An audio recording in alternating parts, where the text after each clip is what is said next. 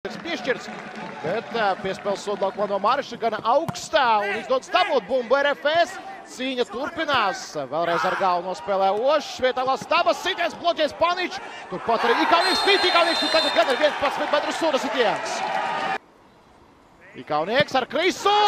Raidabumu stūrī 1-0 spēles ievadā. RFS jau ir vadībā. Liepais plāni dodas kaut kura prom.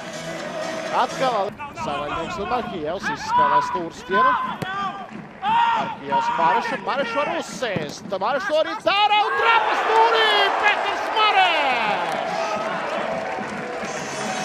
Ir jaudīgs stāstiens šim čeku futbolistam un to viņš tagad arī nodemonstrē. Stūrī apakšējā pēc stūrstienu izspēles.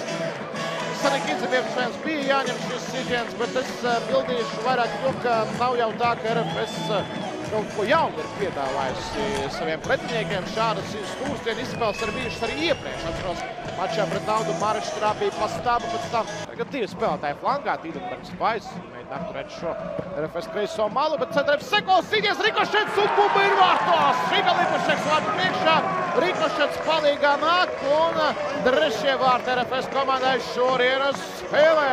Žiga Lipušeks 3-1. Nomierinājās RFS un kā vislabāk nomierināt ar vārtu būmu. Lipušeks ar Pāvlu Šteinboru sirsnīgi nosvien šo vārtu būmu. Un te, jā, bumba trāpīja vienam no Liepais spēlētājiem Ziemelim. Neilgoja vārtos, bet īstenībā sitiens bija vārtu rāmī, vārtu mērķī. Teorētiski varētu arī skaitīt.